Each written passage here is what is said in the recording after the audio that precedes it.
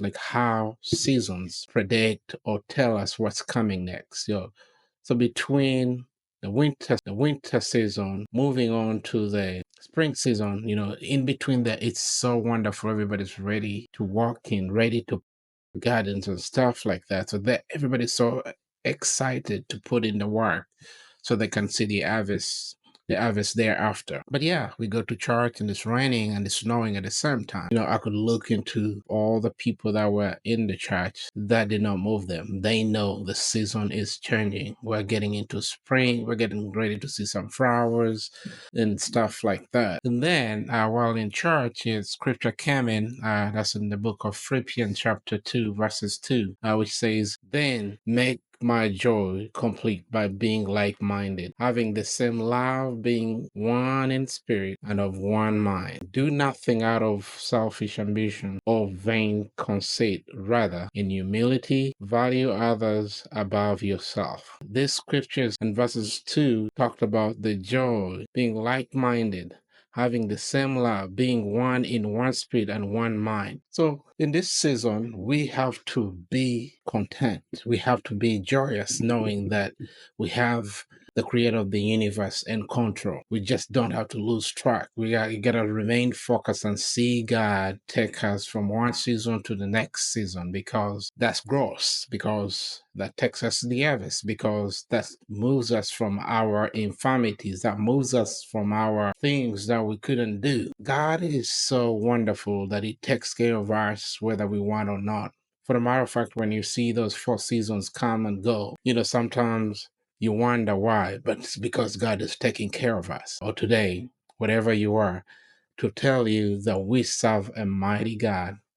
He knows every season. He knows when it's going to change, and He's going to take care of us. Can you imagine? Every day we wake up and all we are looking for is to find water to drink, find food to eat.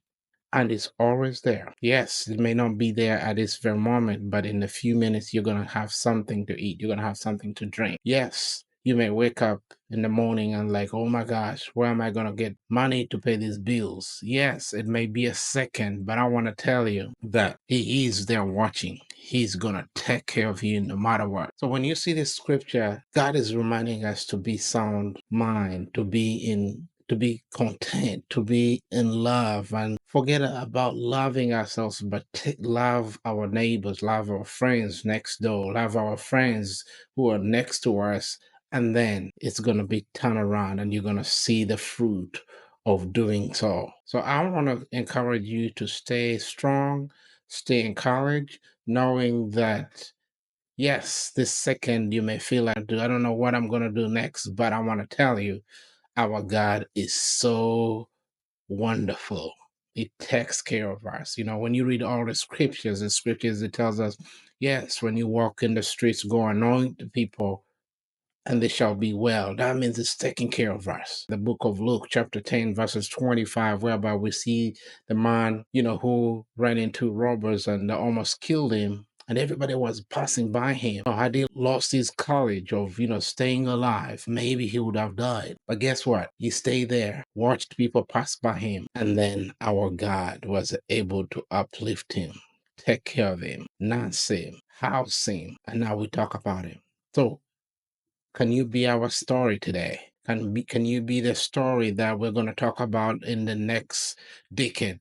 Saying, hey, you stayed on course. You stayed putting all your focus, your emphasis to God, all your expectation to God, rather than the man that fails us.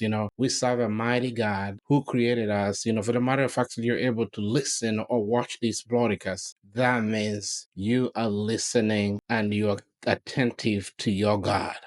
So don't lose courage.